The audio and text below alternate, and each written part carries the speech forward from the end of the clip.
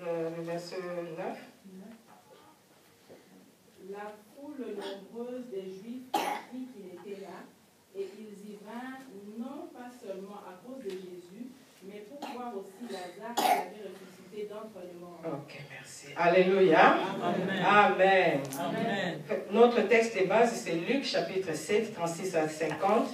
Mais je voulais seulement que nous lisons ces textes parallèles pour déceler quelques différences caractéristiques des détails dans cette histoire entre les 4 évangiles. Premièrement, dans Luc, on parle d'un pharisien. Luc ne donne pas de détails, ne donne pas de précisions. Il parle d'un pharisien, n'est-ce pas? C'est ce que vous avez dans vos Bibles.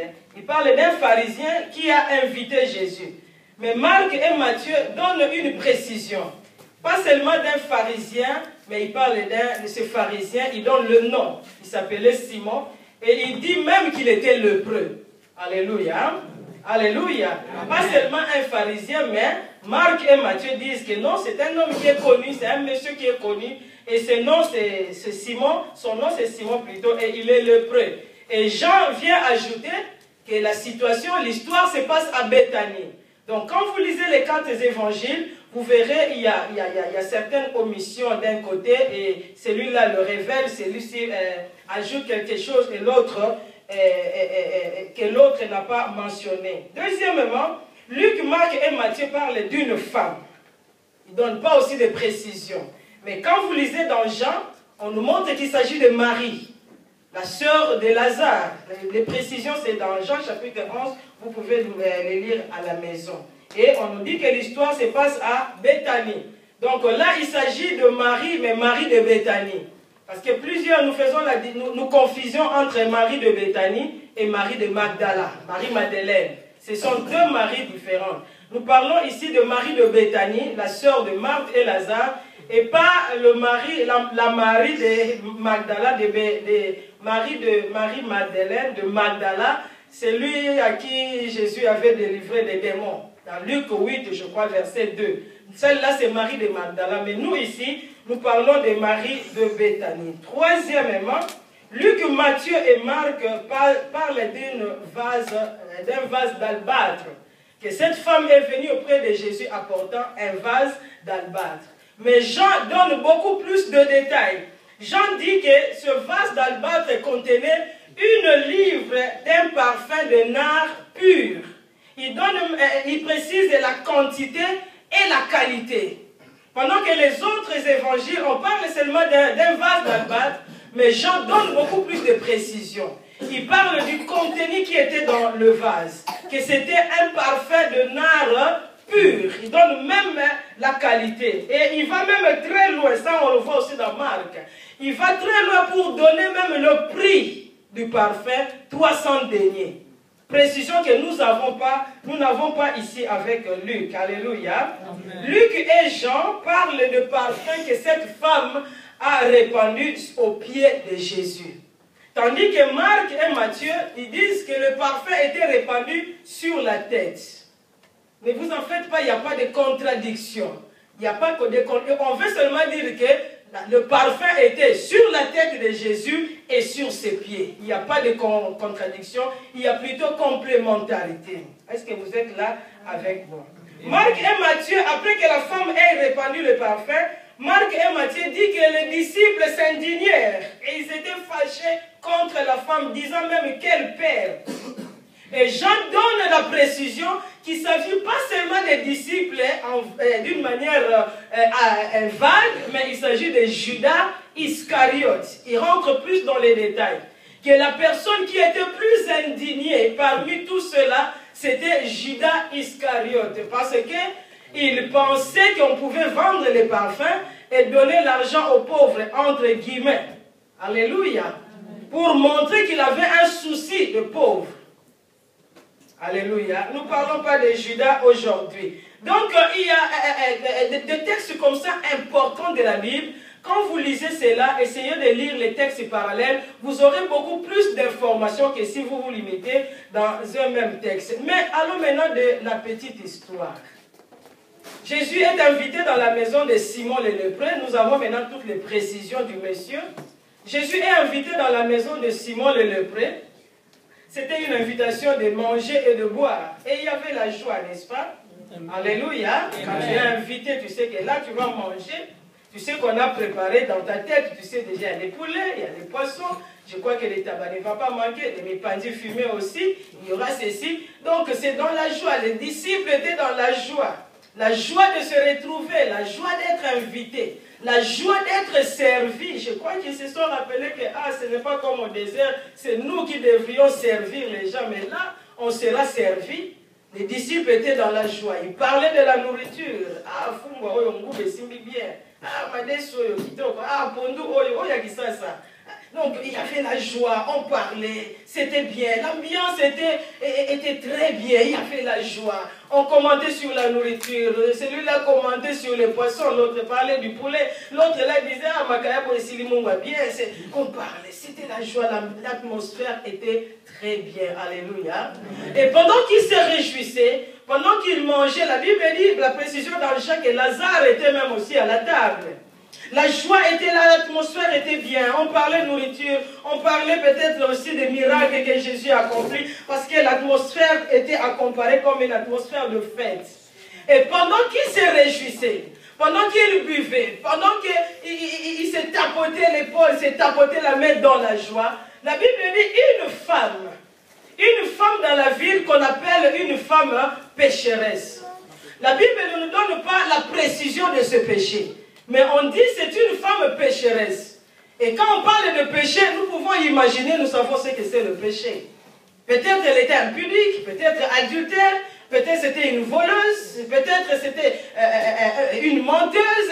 Mais c'est une femme pécheresse. On ne va pas extrapoler, nous restons dans ce que la Bible dit. C'était une femme pécheresse. Et quand tu es dans le péché, c'est que tu n'as pas une bonne vie. Alléluia. Amen. Et la Bible dit une femme pécheresse qui était dans la ville. Ayant su que Jésus était dans la maison de Simon, elle vint auprès de Jésus. Alléluia. Amen. Alléluia, peuple de Dieu. Amen. Je veux que vous me suivez très bien. Je ne vais pas trop crier, je ne vais pas être rapide, pressé, mais je veux que vous me suivez très bien, mes bien-aimés. L'atmosphère était dans la joie. Je crois que Jésus aussi dans la joie. Parce qu'on ne peut pas manger en étant fâché. Je crois que Jésus aussi était dans la joie. Mais la femme a appris que Jésus est dans la maison de Simon. Et la précision, c'est une femme pécheresse. Donc, je crois que la ville, dans toute la ville, on savait que cette femme, c'est une femme pécheresse. C'est une femme qui n'a pas une bonne vie. C'est une femme dangereuse. C'est une femme dont la vie est en contradiction avec Dieu. C'est une femme qui n'a pas une bonne réputation. C'est une femme qui n'a pas un bon témoignage. Et elle était connue. Parce qu'après, Simon dira, si Jésus-Christ était prophète, il saurait qui est de quelle espèce cette femme qui la touche, n'est-ce pas? Donc c'était une femme qui était connue dans le sens négatif. Mais la Bible dit, cette femme a appris que Jésus-Christ était dans la maison de Simon et elle vint auprès de Jésus apportant un vase d'albâtre plein de parfums de nard pur. Alléluia.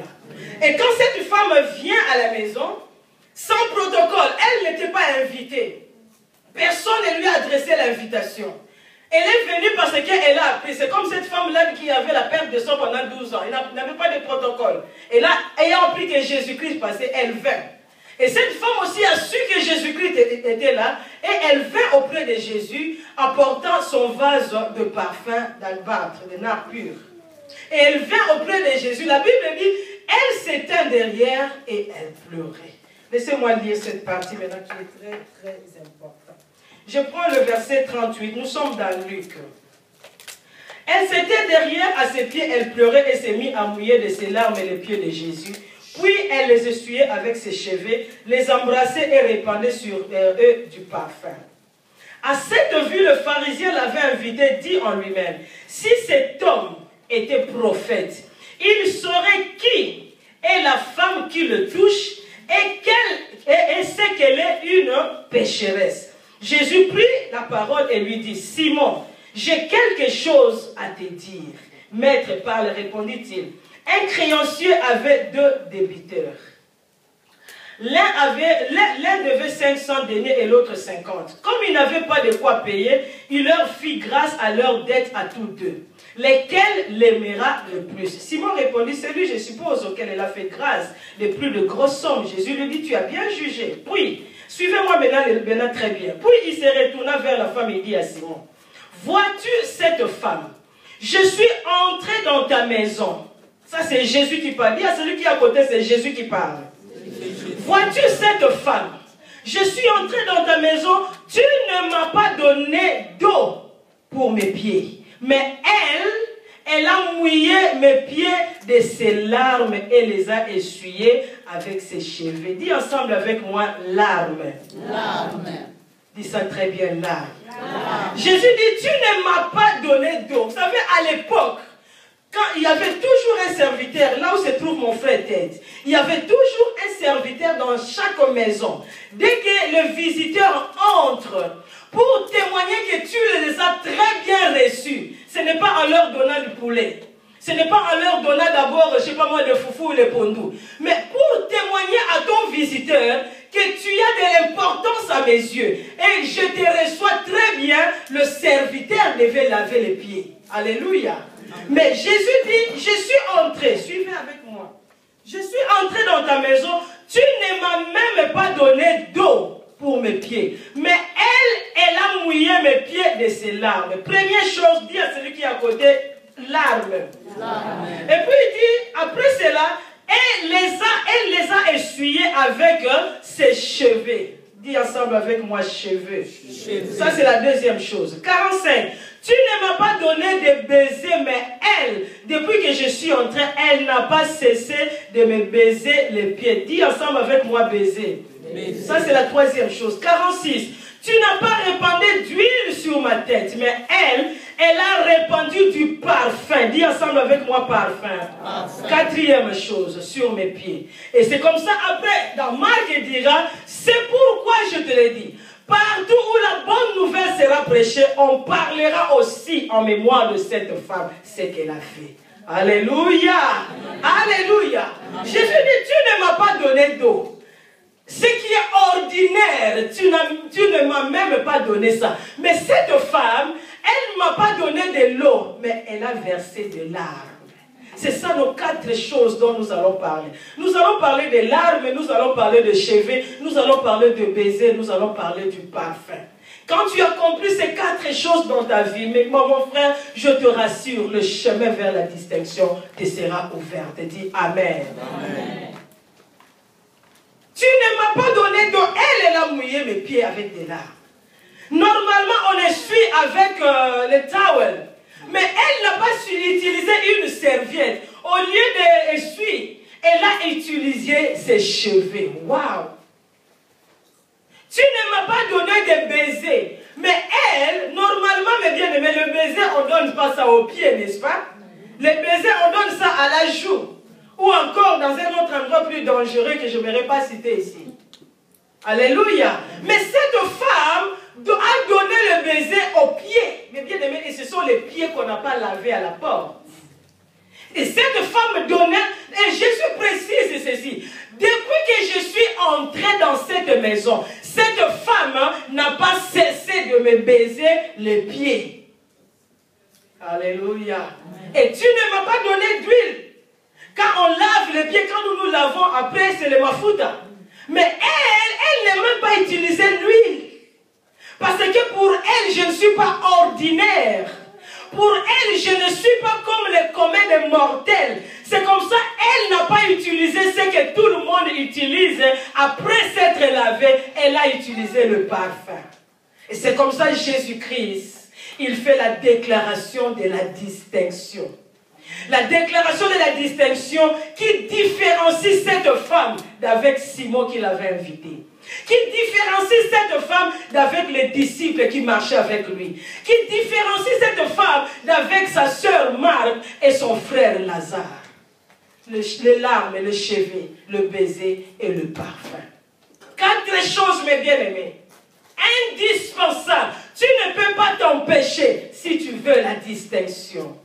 Tu ne peux pas passer à côté si tu veux que Dieu t'attribue la marque d'honneur. Je ne parle pas de l'honneur que les gens te donnent, mais je parle de l'honneur que Dieu lui-même te donne. Jésus dit partout.